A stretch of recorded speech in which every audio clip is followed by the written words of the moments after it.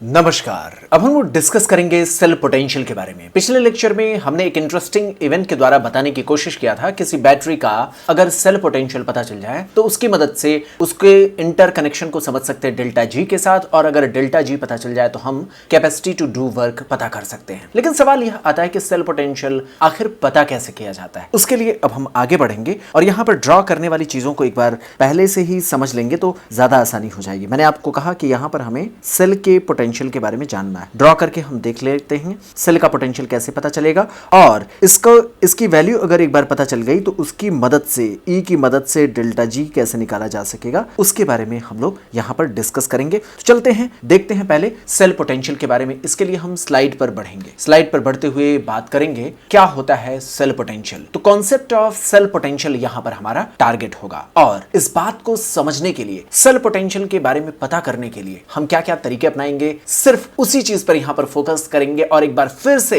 हम बात वहीं से शुरू करेंगे जहां से चैप्टर शुरू हुआ था। पूरे चैप्टर में मैं आपको बता दूं, जिंक और कॉपर का वो कॉम्बिनेशन हमारी इतनी मदद करेगा कि पूरे के पूरे चैप्टर को आप एक छोटी सी बात से पूरा का पूरा इंटरकनेक्ट कर सकते हैं। जो केमिस्ट्री का डर होता है वो डर कभी आपकी लाइफ में नहीं आएगा अगर आप इस तरीके से पढ़ेंगे। तो चलते हैं, उसी घटना को एक बार फिर से बनाने की कोशिश करते हैं, जिंक और कॉपर के कॉम्बिनेशन को। और यहां पर मैंने बता रखा है सारी चीजें, वही बार बार ड्रॉ इसलिए हो रहा है क्योंकि घटना ही एक छोटी सी बात को लेकर के शुरू हुआ था और वो घटना अभी भी हमारे साथ बढ़ते चला जाएगा। और यहाँ पर सारी बातें आप जानते हैं। जिंक की रॉड के इवेंट के बारे में, जिंक की रॉड थी वो क्या कर रही थी, वो अपने सोल्यूशन में जाने का प्रयास कर रही थी कैटायन के रूप में। यह बात हमारी जानकारी में है। तो यह जिंक आयन के रूप में सोल्यूशन में जाता है, अपने इलेक्ट्रॉन को सरफेस पर छोड़ता है। ऐसे ही सोल्यूशन में जो कॉपर आयन होते हैं वो सरफेस पर अपने इलेक्ट्रोड पर जाते हैं, डिपॉजिट होते हैं, और प्लेट को अपनी जिस प्लेट पर जाकर के डिपॉजिट होते जाते हैं, यहाँ पर मैं इस तरीके से इसको दिखाने की कोशिश कर रहा हूँ, या प्लेट पॉजिटिवली चार्ज्ड होती जाती है। इस बारे में पूरी जानकारी है। इस पूरे घटना के दौरान सेल के पोटेंशियल, इसी कॉम्बिनेशन के अगर सेल के पोटेंशियल के बारे में पता करना है तो कैसे पता करेंगे, चलिए उसके बारे में बात कर लेते हैं। ड्रॉ करने की कोशिश करते हैं और थोड़ी देर के लिए हम स्लाइड पर देखने की कोशिश करेंगे उस स्टैंडर्ड कन्वेंशन के बारे में जो इलेक्ट्रोकेमिकल सेल को रिप्रेजेंट करने के लिए जरूरी होता है। तो यहां पर स्टैंडर्ड कन्वेंशन जिसके द्वारा हम किसी इलेक्ट्रोकेमिकल सेल को रिप्रेजेंट करते हैं उसके बारे में बात करेंगे। तो हमने पिछले लेक्चर में बात कर रखा था कि हम हर एक हाफ सेल को हाइड्रोजन के साथ जोड़ करके एक हाइपोथेटिकल बैटरी बनाने की कोशिश करते हैं, एक हाइपोथेटिकल सेल बनाने की कोशिश करते हैं। इस आधार पर हर किसी मेटल के रिडक्शन पोटेंशियल की हमारे पास जानकारी है, तो हम उसी की मदद से हम कुछ कन्वेंशन का इस्तेमाल करते हुए किसी भी सेल के सेल पोटेंशियल के बारे में अनुमान लगा सकते हैं। यह घटना इतनी आसान जितनी लगती है, अगर आप उसको फील करेंगे तो लगेगा जिसने पहली बार सोचा होगा उसको सोचने में कितना मुश्किलें आई होंगी। तो उस चीज के बारे में सोचने की कोशिश करेंगे। तो देखिए, हमारे पास हाइड्रोजन का एक स्टैंडर्ड बनाया हमने, ध्यान से समझें। हमने क्या किया, हाइड्रोजन के साथ, हाइड्रोजन के इलेक्ट्रोड के साथ हमने कॉपर का भी एक बार कॉम्बिनेशन बनाया, और हमने जिंक के साथ भी उसका कॉम्बिनेशन बनाया। इसीलिए स्टैंडर्ड हाइड्रोजन इलेक्ट्रोड की हम बात कर रहे थे। तो हाइड्रोजन के इलेक्ट्रोड के साथ जब हमने इसकी वैल्यू बनाई तो हमने क्या देखा, हमने पहले से मान रखा है इसकी वैल्यू क्या होती है, इसकी वैल्यू होती है 0। तो ऐसे मामलों में जो भी वैल्यू हमें मिलेगी, मान लीजिए इस सेल के लिए अगर हमने वैल्यू जो भी निकाला इस कॉम्बिनेशन से, उसमें अगर हाइड्रोजन 0 है तो जाहिर सी बात है जो भी वैल्यू मिलेगी वो एक्चुअल में जिंक के बारे में आइडिया दे रही होगी। इसी तरीके से सेकंड कॉम्बिनेशन की अगर हम बात करते हैं, सेकंड कॉम्बिनेशन में अगर हाइड्रोजन के साथ जोड़ करके कॉपर के कॉम्बिनेशन की बात करते हैं तो वहां पर हमें वैल्यू कितनी मिलती है, वहां पर वैल्यू हमें 0 मिलती है। एक बार फिर से हाइड्रोजन की वैल्यू हम कितनी मानते हैं, 0। तो जो भी वैल्यू मिलेगी वो एक्चुअल में कॉपर के बारे में जानकारी दे देगी, कॉपर के इलेक्ट्रोड पोटेंशियल की जानकारी दे देगी। तो इस तरीके से कॉपर का इलेक्ट्रोड पोटेंशियल कितना होगा और जिंक का इलेक्ट्रोड पोटेंशियल कितना होगा उसके बारे में हम अनुमान लगा सकते हैं। लेकिन ध्यान रहे, यहां पर जो भी हम इलेक्ट्रोड पोटेंशियल की वैल्यू देखते हैं वो हाइड्रोजन के कंपैरिजन में रिडक्शन की टेंडेंसी के आधार पर बताते हैं। मतलब ये कि अगर हमने कहा हाइड्रोजन के रिस्पेक्ट में जिंक को रिड्यूस होना हो तो कितनी वैल्यू मिलेगी, ऐसे ही बोलूं हाइड्रोजन के रिस्पेक्ट में कॉपर को रिड्यूस होना हो तो क्या वैल्यू मिलेगी। तो हम जानते हैं, हमने पहले डिस्कस कर रखा है, जिंक ज्यादा बेहतर मेटल है, तो इसलिए रिडक्शन की टेंडेंसी हाइड्रोजन के रिस्पेक्ट में जिंक की नेगेटिव टेंडेंसी मिलेगी। तो यहां पर आपको हाइड्रोजन की जो रिडक्शन की टेंडेंसी मिलेगी चूंकि हमारा जो भी स्टैंडर्ड है वो रिडक्शन के वैल्यू के आधार पर है, तो यहाँ पर रिडक्शन की टेंडेंसी के आधार पर हाइड्रोजन के रिस्पेक्ट में जिंक की नेगेटिव टेंडेंसी मिलेगी, जबकि इसके अपोजिट कॉपर के मामलों में हाइड्रोजन के रिस्पेक्ट में कॉपर के रिडक्शन की पॉजिटिव टेंडेंसी हमें मिलेगी। इस बारे में हम आगे इलेक्ट्रोकेमिकल सीरीज में वैल्यूज को देख करके अनुमान लगा पाएंगे। यहां पर इसको समझ लें, ये ज्यादा बेहतर मेटल है जिंक, तो इसलिए जिंक के मामले में आपको नेगेटिव टेंडेंसी मिलेगी हाइड्रोजन के कंपैरिजन में, क्योंकि जिंक बेहतर मेटल है। लेकिन हमने स्टैंडर्ड सभी के लिए एक ही सेट कर रखा है। मैंने पहले बता रखा था, वो पिछली स्टोरी याद करिए। गांव में आप जाते हैं, किसी कॉलोनी में जाते हैं, कहीं पर आप स्कूल में आप सर्वे करते हैं और वहां पर बच्चों से बात करते हैं, तो आप पबजी खेलने के बारे में इंटरेस्ट को लेकर के बात करते हैं। तो जो बच्चा ज्यादा अच्छा होगा पढ़ाई में, वो उतना ही नेगेटिव टेंडेंसी शो करेगा। मानते हैं नहीं? वो उतना ही नेगेटिव टेंडेंसी शो करेगा, क्योंकि रिडक्शन को अगर हम स्टैंडर्ड बनाते हैं तो जो ज्यादा अच्छा मेटल होगा वो रिडक्शन नहीं करना चाहेगा हाइड्रोजन के रिस्पेक्ट में। वहीं जो ज्यादा बेहतर रिडक्शन शो करेगा, यानी वो हाइड्रोजन के कंपैरिजन में उसकी रिडक्शन के लिए पॉजिटिव टेंडेंसी होगी। इस आधार पर हम एक ही स्टैंडर्ड सेट करते हुए एक बात कहते हैं। यहां पर हमें पता होना चाहिए कि जब कभी भी हमने बनाया तो जिंक को हमने कहां पर लिया, इस चीज को एक बार रिकॉल करते हैं।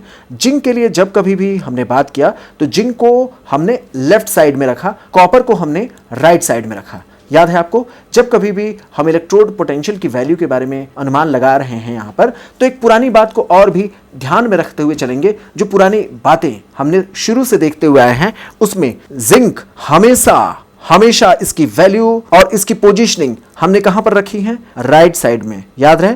और जब कभी भी हमने सेट किया कॉपर को, तो वहां पर लेफ्ट हैंड साइड में इसको सेट किया। क्या ऐसा बाय डिफॉल्ट हो गया था या कोई पैटर्न है? ऐसा पैटर्न होता है, यह एक कन्वेंशन है। आप स्लाइड की ओर देखें, स्लाइड पर हमने क्या लिखा है? उन स्टैंडर्ड कन्वेंशन की बात लिखा है जो इलेक्ट्रोकेमिकल सेल को रिप्रेजेंट करते हैं, यानी कुछ कन्वेंशन हमें फॉलो करना था। इसी वजह से स्लाइड पर आप एक बार फिर से उसी घटना को देखें और इसी कन्वेंशन को फॉलो करते हुए हमने क्या किया? हमने जिंक को लेफ्ट हैंड साइड में, कॉपर को राइट हैंड साइड में लिया। और अगर इस पैटर्न को अगर हम सीख जाएंगे तो सेल के पोटेंशियल की वैल्यू पता कर पाना ज्यादा मुश्किल नहीं रहेगा। तो चलते हैं, यहां पर हमने कुछ इसी तरीके से इसको सेट किया है। और ध्यान रहे, इस पूरे प्रोसेस में इलेक्ट्रॉनिक इवेंट्स क्या हुआ? इलेक्ट्रॉनिक इवेंट्स कुछ इस तरीके से होते हैं।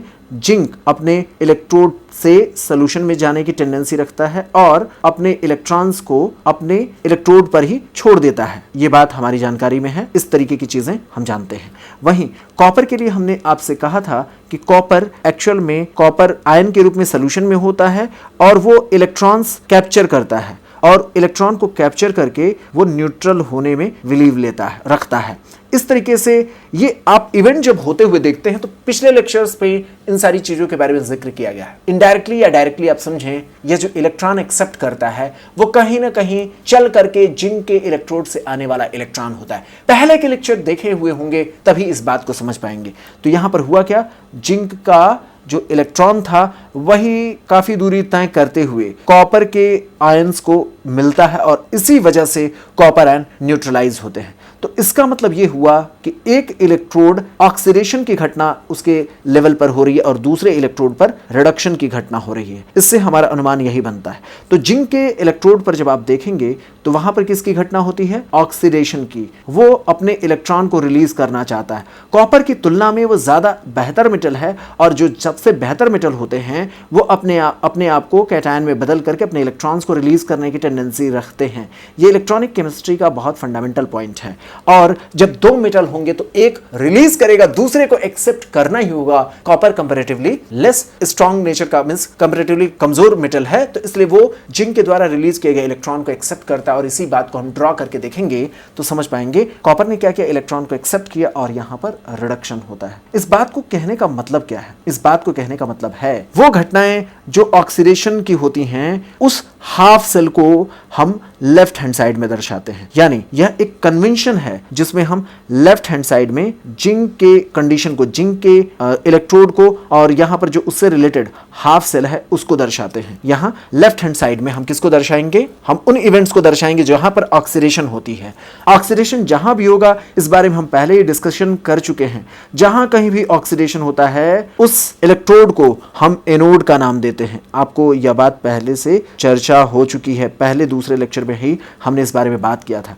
और जहां पर रिडक्शन की घटना होती है वो एक्चुअल में कैथोड होता है, वहां पर रिडक्शन की घटना होती है। तो इसका मतलब ये हुआ, कन्वेंशन के मुताबिक हमें इस सेल को अगर रिप्रेजेंट करना है तो एक बार समझ लें, हमने पहले भी डिस्कस कर रखा है कि इस तरीके के इलेक्ट्रोकेमिकल सेल को अगर हमें रिप्रेजेंट करना है तो हम क्या लिखते हैं, सबसे पहले हम उसे रखते हैं जहां पर रिडक्शन की घटना होती है। तो रिडक्शन की घटना कहां पर हुई, कॉपर के इलेक्ट्रोड पर हुआ। क्या हुआ, क्या प्रीवियस इवेंट थे, क्या बाद के इवेंट्स थे, उसको रिप्रेजेंट करेंगे। उसके बाद ऑक्सीडेशन जहां पर होता है, एनोड के जो इवेंट्स होते हैं उसको लिखते हैं। एक बार ड्रॉ करके देखते हैं और उसके बाद हम इन सारी चीजों के बारे में बात करेंगे। तो सेल का पोटेंशियल यहीं से छुपा हुआ है। अब देखिए होता क्या है, कॉपर जो था वो, और तो यहां पर सेल पोटेंशियल को कैलकुलेट करने के लिए हमें क्या मॉडिफिकेशन करना होगा, उससे पहले सेल को रिप्रेजेंट करना सीख लेते हैं। देखिए सेल के रिप्रेजेंटेशन में जैसा दिखता है वैसे ही हम लेकर के चलेंगे। हम क्या देख रहे हैं, यहां पर जो इवेंट्स होते हुए देख रहे हैं, पहले एनोड के इवेंट्स को लिखेंगे, जैसे दिख रहा है वैसे ही हम यहां पर काम करते हुए आगे बढ़ेंगे। तो हमने क्या देखा, यहां पर जो इवेंट देख रहे हैं एनोड के प्लेट पर, उसी को हम लिखेंगे। प्रीवियस इवेंट और फाइनल इवेंट्स क्या होते हैं, जिंक की रॉड से जिंक आयन बन करके सोल्यूशन में जाने की टेंडेंसी, इसके बारे में हमारी जानकारी है। तो यह जो ऑब्लिक लाइन है ये इंटरफेस या जो इलेक्ट्रोड और इलेक्ट्रोलाइट के बीच का इंटरफेस है उसको दर्शा रहा है। उसके बाद हम यहां पर इस्तेमाल करते हैं इनको जोड़ने के लिए सॉल्ट ब्रिज का, इस बारे में भी बात हो चुकी है, याद है आपको सॉल्ट ब्रिज की कहानी। तो सॉल्ट ब्रिज को दर्शाने के लिए यहां पर इसको और फोकस करेंगे। तो देखिए ये इवेंट जो हुआ और उसके बाद सॉल्ट ब्रिज को हम दर्शाने की कोशिश करेंगे। एक बार देखते हैं, हम डबल वर्टिकल लाइन लेंगे जिसके द्वारा सॉल्ट ब्रिज को रिप्रेजेंट कर देंगे। उसके बाद हम क्या करेंगे, उसके बाद हम देखते हैं कैथोड पर होने वाले इवेंट्स को।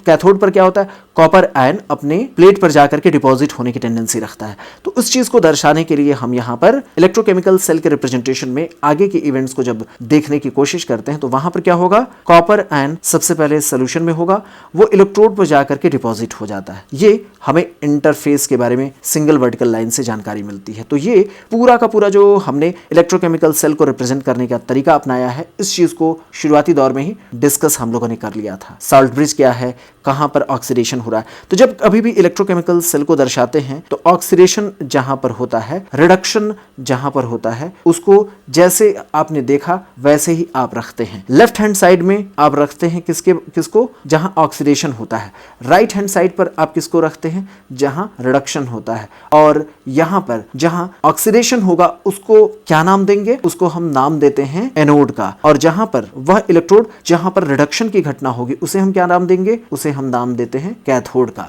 इस पूरी घटना को समझाने के बाद सेल को रिप्रेजेंट करना सीख लिया और हमें पता है हर किसी भी हाफ सेल की जो बात कर रहे हैं, जैसे यहां पर एक हाफ सेल एनोड का है, एक हाफ सेल कैथोड का है।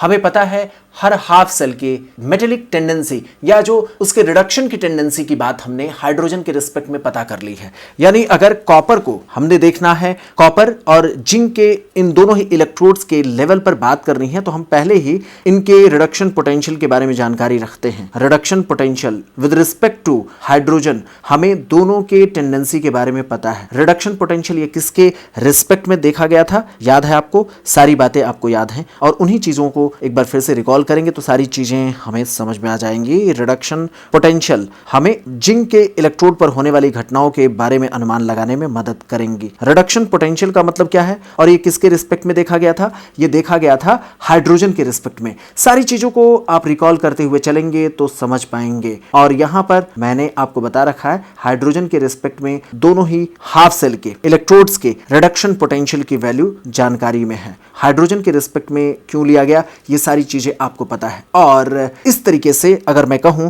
कि जिंक के इलेक्ट्रोड की रिडक्शन पोटेंशियल का मतलब ये कि जिंक पहले क्या था, जिंक पहले कैटायन के रूप में था और हाइड्रोजन के रिस्पेक्ट में अगर उसे रिड्यूस होने की टेंडेंसी करने का अगर मौका दिया जाए तो उसकी कितनी वैल्यू मिलेगी, इस बारे में हमें पता होना चाहिए। इसी तरीके से इसकी एक वैल्यू मिलेगी। ऐसे ही अगर हाइड्रोजन के रिस्पेक्ट में मुझे कॉपर के लिए बात करनी हो, कॉपर के लिए बात करनी हो रिड्यूस होने की टेंडेंसी के बारे में, यानी कॉपर 2+ आयन अगर वो हाइड्रोजन के रिस्पेक्ट में रिड्यूस होगा तो उसकी कुछ वैल्यूज के बारे में हमें पता चलेगा। जिंक की वैल्यू कितनी होती है उस चीज के बारे में आपको इलेक्ट्रोकेमिकल सीरीज में पता चल जाएगा। कितनी वैल्यू होती है, यह टेंडेंसी -0.76 होती है। तो ये जो वैल्यू मिलेगी जिंक के लिए वो कितनी मिलती है? 0.76 वोल्ट मिलती है हाइड्रोजन के रिस्पेक्ट में। इस वैल्यू का मकसद क्या है साइन के साथ दर्शाने का? यह मकसद है कि इसके हाइड्रोजन के साथ जब जोड़ेंगे तो रिडक्शन की टेंडेंसी नेगेटिव में होगी। ऐसे ही कॉपर के बारे में अगर पता लगाना हो तो उसकी वैल्यू हाइड्रोजन के रिस्पेक्ट में कितनी होगी वो भी हम इलेक्ट्रोकेमिकल सीरीज से पता कर सकते हैं। और इलेक्ट्रोकेमिकल सीरीज में इसकी वैल्यू मिलती है 0.34 वोल्ट मिलती है और ये प्लस में होती है। यहां पर वैल्यू किस में होगी? प्लस में, यानी हाइड्रोजन के रिस्पेक्ट में कॉपर रिड्यूस हो सकता है, उसकी यह इस घटना के लिए पॉजिटिव टेंडेंसी होती है। अब हमारे पास जो एनोड बनेगा उसके रिडक्शन पोटेंशियल की वैल्यू पता है और जो कैथोड बनेगा उसके भी रिडक्शन पोटेंशियल की वैल्यू पता है। अब इस दोनों ही के ही रिडक्शन पोटेंशियल की वैल्यू एक बार पता चल गई। मैं इस बारे में इतना स्ट्रेस क्यों दे रहा हूं उस चीज को समझिए। मैंने कई बार इस तरीके के क्वेश्चन गलत किए थे अपने 12th की स्टडीज के दौरान, और जब हम कॉम्पिटिटिव एग्जाम्स में बार बार वैल्यूज को बदल देते थे। हमें लगता था जिंक ऑक्सीडाइज हो रहा है तो उसके रिडक्शन पोटेंशियल की वैल्यू की जगह ऑक्सीडेशन पोटेंशियल की वैल्यू रख दें। ऐसा नहीं करना है। स्टैंडर्ड एक बार जब आप सेट कर लेते हैं तो रिडक्शन पोटेंशियल को ही आप हर बार वैल्यू के रूप में रखेंगे और इसी की मदद से सेल पोटेंशियल की वैल्यू पता करने की बात आएगी। तो ई सेल जब हम यहां पर पता करना चाहते हैं और इसमें पहले हम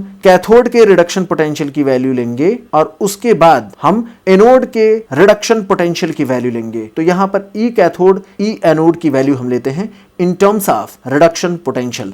आपको यह बात पता चल गया ना? ये जो वैल्यूज दी गई हैं ये किसके टर्म्स में दी गई हैं? In terms of reduction potential. हम इस बारे में पता लगा चुके हैं। और यहां पर कैथोड के इलेक्ट्रोड पोटेंशियल जो रिडक्शन पोटेंशियल उसकी वैल्यू माइनस एनोड के रिडक्शन पोटेंशियल की वैल्यू के बारे में हमें यहां पर उसकी वैल्यू को पुट करना होता है। और इस आधार पर जब हम इसे रखने की कोशिश करेंगे कॉपर और जिंक के टर्म्स में ये रखे गए वैल्यूज कितने होंगे उसको देखते हैं। तो कैथोड वाले मामलों में जो रिडक्शन पोटेंशियल की वैल्यू मिलती है उसको कैसे रिप्रेजेंट करेंगे देख लेते हैं। रिप्रेजेंटेशन भी, और रिप्रेजेंटेशन हमारे लिए काफी महत्वपूर्ण हो जाएगा अगर एक बार समझ में आ जाता है चीजें आसान हो जाएंगी। देखिए रिडक्शन के टर्म्स में कहने का मतलब copper 2+N oblique copper minus reduction potential of zinc. तो यहां पर Zn2+ ऑब्लिक जिंक इसकी वैल्यू लेते हैं और यहां पर इन दोनों के डिफरेंसेस से हमें ई सेल की वैल्यू पता चल जाती है। अगर ये कंडीशन स्टैंडर्ड कर दिया जाए, स्टैंडर्ड करने का मतलब क्या? टेम्परेचर हम क्या कर देते हैं? 25 डिग्री सेल्सियस कर देते हैं। इस पूरे इवेंट के दौरान हम टेम्परेचर को 25 डिग्री सेल्सियस कर दें। ध्यान से समझ लीजिए,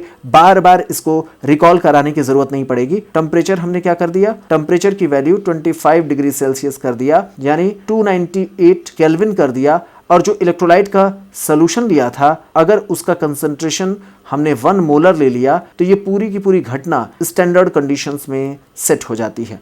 और एक बार अगर आपने स्टैंडर्ड कंडीशंस में पूरे के पूरे इवेंट को देखा तो जो वैल्यूज आती हैं वो स्टैंडर्ड टर्म्स में होती हैं। तो यहाँ पर उस समय हम ई नॉट का सिंबल लगा देते हैं। बात समझ में आया? तो हमने जो काम किया है उसी को थोड़ा सा अब एक्सपेंड करेंगे। हमारे पास रिडक्शन पोटेंशियल की वैल्यू पता है। कॉपर के रिडक्शन पोटेंशियल की वैल्यू कितनी मिली है? इस चीज की वैल्यू को अब हम रखने की कोशिश करेंगे। रिडक्शन पोटेंशियल ऑफ कॉपर कितना है? +0.34 है। माइनस जिंक के इलेक्ट्रोड पोटेंशियल जो रिडक्शन पोटेंशियल उसकी वैल्यू कितनी है? -0.76। और इन दोनों वैल्यूज को जब हम इसे कैलकुलेट करेंगे तो इसकी वैल्यू आती है 0.34 माइनस माइनस क्या हो गया? प्लस हो गया 0.76 और इसकी एग्जैक्ट वैल्यू कितनी आएगी? 0। ये 1.10 वोल्ट इसकी वैल्यू आती है प्लस में। ई नॉट सेल इस कॉम्बिनेशन की जो बनती है उसकी वैल्यू कितनी आई? इसकी वैल्यू बनकर के आई हमारे पास कितनी आई? आप खुद से देखें, प्लस में आई है और इसकी वैल्यू प्लस सिंबल के साथ 1.10 वोल्ट आई है। इस बात का मतलब क्या है? इस बात का कई सारे मतलब हैं। प्लस साइन पर हमने फोकस किया, यानी इस तरीके के सेल पॉसिबल हैं तभी इनके ई की वैल्यू पॉजिटिव में आ रही है। अगर ई की वैल्यू, कई बार क्या होता है मैंने आपको बताया ना, कई बार अब हम लैब में नहीं जाएंगे, हमारे पास इलेक्ट्रोकेमिकल सीरीज मिल जाएगा और उसमें सभी के रिडक्शन पोटेंशियल की वैल्यू पता है और हम क्या करेंगे, हमें डेटा दे दिया जाएगा और कहा जाएगा इसके कॉम्बिनेशन से बनने वाले सेल का अनुमान लगाओ और उसका ई कितना आएगा उसके बारे में बताओ। तो चूंकि डेटा हमारे पास है, जैसे हमने डेटा ही निकाल करके यहां पर कैलकुलेशन किया है। बात समझ में आए? हमने क्या किया? डेटा ही निकाल करके यहां पर कैलकुलेशन किया और हमें इस सेल के बारे में पता लग गया, इसकी वैल्यू के बारे में पता चल गया। कई बार क्या होगा, हम दो का कॉम्बिनेशन बनाएंगे और वैल्यू हमारी माइनस में आएगी। माइनस में आएगी इसका मतलब यह है कि जैसा हम सोच रहे हैं वैसा इवेंट नहीं होगा, उसका उल्टा इवेंट होगा। बात समझ रहे हैं? तो वहां पर कैसे वैल्यू नेगेटिव में आएगी और उसका उल्टा इवेंट मतलब यह कि जिसको आप सोच रहे हैं कि वो रिड्यूस होगा, वो एक्चुअल में कॉम्बिनेशन बनाने के दौरान वो ऑक्सीडाइज होगा, और जिसको आप सोच रहे हैं कि वो ऑक्सीडाइज होगा वो एक्चुअल में उल्टा काम करेगा, वो ऑक्सीडाइज ना करके रिड्यूस होने का काम करेगा। तो इस तरीके से आपको समझना है कि ई नॉट की वैल्यूज जब पॉजिटिव में आती है तो ऐसे सेल पॉसिबल होते हैं, और अगर उनकी वैल्यूज नेगेटिव में आ रही है ऐसे सेल पॉसिबल नहीं होते हैं। जिनके लिए ई नॉट सेल की वैल्यू जितनी ही ज्यादा पॉजिटिव में मिलेगी वह सेल उतना ही ज्यादा बेहतर तरीके से काम कर सकेगा। कैसे पता चलेगा? तो वो डेल्टा जी की वैल्यूज के साथ पता चल जाएगा। ये सारी चीजें हम डिस्कस कर चुके हैं। तो यहां पर इसी चीज को देखते हुए अब हम स्लाइड पर अगली ओर बढ़ेंगे, और यहां पर मैंने आपको बता रखा ना कि सेल के पोटेंशियल का स्टैंडर्ड कन्वेंशन क्या था और उससे हमें किस बारे में अनुमान लगाने में मदद मिला, उस चीज को एक बार रिकॉल करने की कोशिश करेंगे। तो यहां पर देखिए हमने आपको बताया कि कौन कौन से स्टैंडर्ड कन्वेंशन हमने दिया। तो ध्यान रखना है कि कन्वेंशन के मुताबिक ईएमएफ को सेल के पोटेंशियल हाफ सेल जो राइट हैंड साइड में है माइनस सेल का पोटेंशियल जो लेफ्ट हैंड साइड है उसके बीच में डिफरेंसेस से हम पता लगाते हैं। तो राइट हैंड साइड पर क्या होता है? राइट हैंड साइड पर मैंने आपको बता रखा, राइट हैंड साइड याद है, राइट हैंड साइड पर हमने किसको रखा था? कॉपर को। लेफ्ट हैंड साइड में हमने किसको रखा था? जिंक को। जहां एनोड होगा वो left hand side, right hand side कौन होगा? जहां रिडक्शन होगा। तो ऑक्सीडेशन वाला लेफ्ट हैंड साइड, ऑक्सीडेशन वाला लेफ्ट हैंड साइड, बार बार बोलिए, और रिडक्शन वाला क्या होगा? Right hand side. तो उसी चीज को यहां पर हम स्लाइड में देखेंगे। ई सेल की जब वैल्यू पता करनी होती है तो राइट हैंड साइड में जो होगा माइनस लेफ्ट हैंड साइड, यानी जो कैथोड की वैल्यू होगी रिडक्शन पोटेंशियल के टर्म्स में और एनोड की जो वैल्यूज होगी रिडक्शन पोटेंशियल के टर्म्स में, उसके बारे में हम अनुमान लगाने की कोशिश करेंगे। तो इस बारे में हम लोगों ने जिंक और कॉपर का एग्जांपल लेकर के बात किया। एक दूसरा एग्जांपल लेते हैं जहां पर कॉपर ऑक्सीडाइज होगा और सिल्वर रिड्यूस होगा। तो अभी तक बार बार स्टार्टिंग से ही जब भी हम इवेंट्स के डिस्कशन कर रहे थे तो हमने यही बात देखा, जिंक क्या करता है? जिंक ऑक्सीडाइज हो रहा था, कॉपर रिड्यूस हो रहा था। अब हम कॉपर को थोड़ा स्ट्रांग करेंगे और उसके कंपैरिजन में उससे कमजोर मेटल के साथ जब कॉम्बिनेशन बनाने की कोशिश करेंगे तो क्या क्या इवेंट होंगे उसको एक बार बनाते हैं, फिर उसको कैसे रिप्रेजेंट करेंगे एक बार फिर से और प्रैक्टिस हो जाएगी। तो चलते हैं, ड्रॉ करने की कोशिश करते हैं। प्रीवियस इवेंट से उसको रिलेट करें तो हम इस बारे में बहुत अच्छे तरीके से बात कर पाएंगे। और आप जानते हैं पिछले दौर में हमने क्या देखा? फिर वही घटना, फिर वही बातें। आप इतनी बार इस बात को देखेंगे क्योंकि पूरी की पूरी इवेंट एक छोटी सी घटना से जुड़ी हुई है। मैंने आपको बताया था जिंक की रॉड डिसॉल्व होती है, इस बारे में आपको पता है। कॉपर की रॉड पर डिपोजिशन की घटना होती है, इस बारे में आपको पता है। ये दोनों ही चीजें हम देखते हुए आ रहे हैं। लेकिन यहाँ पर रिलेटिव स्ट्रेंथ के टर्म्स में जिंक ज्यादा स्ट्रॉन्ग नेचर का होने के नाते ये ऑक्सीडाइज होता है और ये रिड्यूस होता है। इस बारे में आपको डिस्कस किया जा चुका है।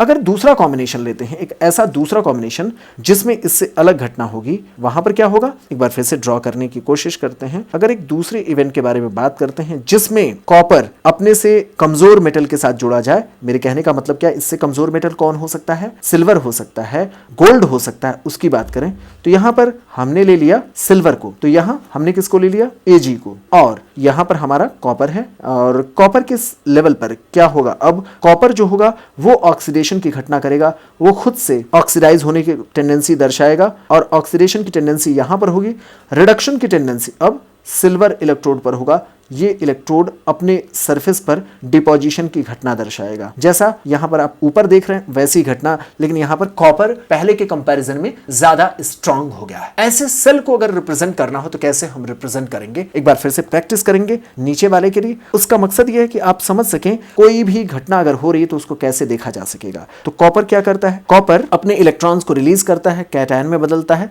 सोल्यूशन में जाता है, ये बात आपको पता है, और अपने इलेक्ट्रॉन्स को अपने इलेक्ट्रोड्स पर ही छोड़ देगा। समझ गए आप? तो इसके इलेक्ट्रॉन कहां जाएंगे? इलेक्ट्रोड्स पर ही। कॉपर एंड सोल्यूशन में आ गए। इसके अपोजिट जब इसको वायर से जोड़ दिया जाएगा, बाकी सारी चीजें आपको पता है, तो यहां पर इनके बीच के इंटरकनेक्शन में ये जो 2 इलेक्ट्रॉन्स हैं ये एक्चुअल में सिल्वर के आयंस के द्वारा एक्सेप्ट किए जाएंगे और सिल्वर के रिएक्शन को बैलेंस कर देते हैं, सिल्वर रिड्यूस होगा। इस तरीके की बात हम कह सकते हैं। इस पूरे इवेंट के दौरान हुआ क्या? इस पूरे इवेंट के दौरान हम जब इस सेल को रिप्रेजेंट करेंगे तो कैसे रिप्रेजेंट कर सकते हैं, उस चीज को यहां पर दर्शाने की कोशिश करें। तो हुआ क्या? होता कुछ इस तरीके से है। कॉपर सॉलिड के फॉर्म में था, अपने रॉड पर इंटरफेस को दर्शाया, सोल्यूशन में गया, एक्वस आयन के रूप में सोल्यूशन में चला गया। उसके बाद सॉल्ट ब्रिज यहाँ कनेक्टेड है, सॉल्ट ब्रिज के कनेक्शन को भी दर्शा देते हैं। पूरे के पूरे सेल के रिप्रेजेंटेशन में हम इस तरीके से दर्शा देंगे। उसके बाद आगे क्या हुआ, सिल्वर आयन जो सोल्यूशन में थे, जब आप सेल का रिप्रेजेंटेशन करेंगे तो उस समय इसको बैलेंस करके दिखाने की जरूरत नहीं है। सिल्वर आयन सोल्यूशन में थे, वो जाकर के रिड्यूस हो जाते हैं और इस तरीके से सेल का रिप्रेजेंटेशन हमें मिल जाता है। अगर इस सेल का सेल पोटेंशियल हमें कैलकुलेट करना हो तो हम कैसे कैलकुलेट करेंगे? बहुत ही सिंपल सी बात है। यहां पर राइट हैंड साइड में ई सेल अगर हमें पता करना हो तो reduction potential right hand side के हाफ सेल का जो रिडक्शन पोटेंशियल होता है उसको लेंगे, माइनस लेफ्ट हैंड साइड का जो हाफ सेल है उसके रिडक्शन पोटेंशियल की वैल्यू लेंगे। यानी हम बात करेंगे कैथोड पर होने वाले जो कैथोड का जो इलेक्ट्रोड होगा उसके रिडक्शन पोटेंशियल की माइनस एनोड के रिडक्शन पोटेंशियल की, और उसके डिफरेंस से हम वैल्यूज को पता करने की कोशिश करेंगे। यही बात यहां पर स्लाइड में भी दी गई है। स्लाइड पर भी उन्हीं सारी चीजों को एक बार फिर से समराइज करने के पीछे मकसद ये था कि हम जान सकें किस तरीके से सेल को रिप्रेजेंट किया जाता है, सेल का सेल पोटेंशियल कैसे पता लगाया जाता है, कितना ज्यादा वैल्यू मिलेगी तो कितना ज्यादा उस सेल के फंक्शनल होने का अनुमान लगाया जा सकेगा, उस चीज को देखने की कोशिश करेंगे। तो यहां पर हम इलस्ट्रेशंस लिए, किसका इलस्ट्रेशंस हमने यहां पर समझाने की कोशिश किया, हमने देखने की कोशिश किया था कॉपर और सिल्वर के कॉम्बिनेशन को। यहां पर नया कॉम्बिनेशन लिया था जिसमें सेल का रिएक्शन हमने जो देखा था उसको रिकॉल करें। कॉपर सॉलिड और सिल्वर आयन सॉल्यूशन में ये इवेंट्स जो बाद में होते उसमें क्या हुआ, कॉपर सॉलिड से कॉपर आयन सॉल्यूशन में गए और सिल्वर आयन जो सॉल्यूशन के थे वो जाकर के अपने इलेक्ट्रोड्स पर डिपॉजिट हो गए। इस चीज को यहां पर दर्शाने की कोशिश किया गया था। यही चीज हमने यहां पर ड्रॉ करके दर्शाने की जो कोशिश किया उसी को आप स्लाइड पर देख रहे हैं। तो जो हमने ड्रॉ किया है और जिस इवेंट को आप स्लाइड पर देख रहे हैं, दोनों के बीच में आप कॉम्बिनेशन बनाने की कोशिश करें। इस पूरे रिप्रेजेंटेशन को स्लाइड पर दिखाया गया है। आप देखिए इस तरीके से इसे रिप्रेजेंट किया जा सकता है। और इस सेल का हम ई सेल अगर पता करना चाहते हैं तो राइट साइड में क्या हुआ इवेंट, लेफ्ट साइड में क्या हुआ और उन इलेक्ट्रोड्स का रिडक्शन पोटेंशियल कितना है, उसके डिफरेंसेस को जानने की कोशिश करेंगे तो हमें इसके बारे में अनुमान लगाने में आसानी हो जाती है। अब इस तरीके से जब हमने दो के इवेंट्स देखे तो पूरी की पूरी एक इलेक्ट्रोकेमिकल सीरीज भी बनाई जा सकती है जिसके बारे में हम अगले लेक्चर में आपके साथ डिस्कस करेंगे।